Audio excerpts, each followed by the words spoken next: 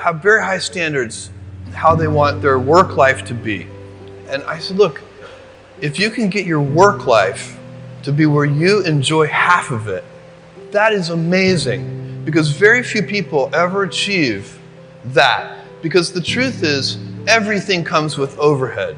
That's reality. Everything comes with pieces that you don't like. You could be a Supreme Court justice and there's still going to be pieces of your job you don't like. Every job comes with pieces you don't like. And we need to say, that's part of it. You have to figure out how to set up your life in such a way that you can minimize the things. And I find people don't dislike hard work. What people dislike is being out of control. Like they can't control their life. They can't control their environment. This happens to me when I get overscheduled. I hate being overscheduled.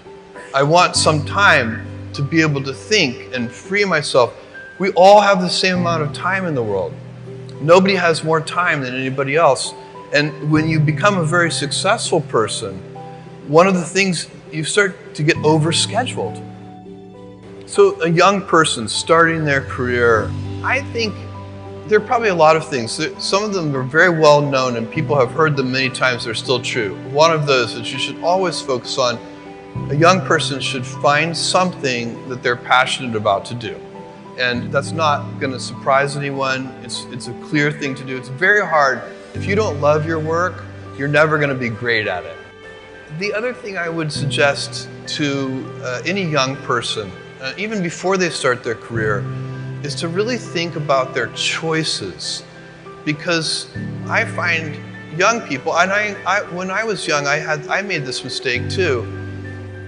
You can get very fixed on your gifts. So everybody has gifts. You know, you have gifts and you have things that you didn't get gifted. Maybe you're extremely beautiful. Maybe you're extremely good at mathematics. There are a lot of things that you can be given. But those things can confuse you because they're not the things that construct your life. It's your choices that construct your life, not your gifts. You can celebrate your gifts. Be proud of them. Be happy of them. Actually, don't be proud of them.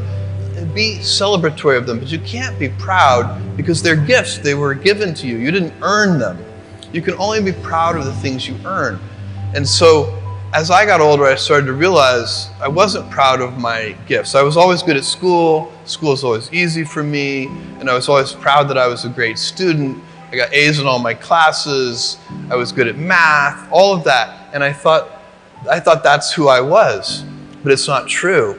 Those are the things that are gifts. What was hard for me is deciding to work hard, deciding to use my gifts in certain ways, to challenge myself, to do things that I didn't think I could do, to put myself in uncomfortable situations. I would say to a young person, you can choose a life of ease and comfort, or you can choose a life of service and adventure.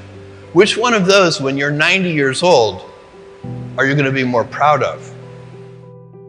My advice would be the same for any kind of entrepreneur, and that is make sure that you are focused on something you're passionate about. So if you look at the early internet companies, they were started and focused on doing something that they thought was very interesting long before the internet was fashionable in any way. We are currently an underdog once again. We've been in business for 6 years, and there was exactly 1 year where we were not the underdog, and that was 1999.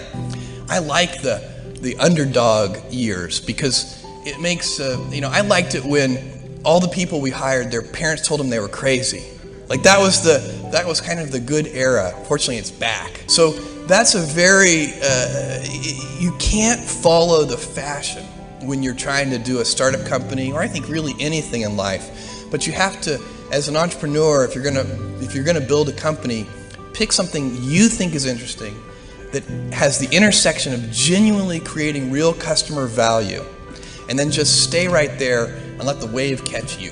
Whatever it is that you want to do, there's going to be risk in your life, and risk is a necessary component of progress. You can make any pioneering movements in the world of any kind, whether they be the geographical, physical exploration that I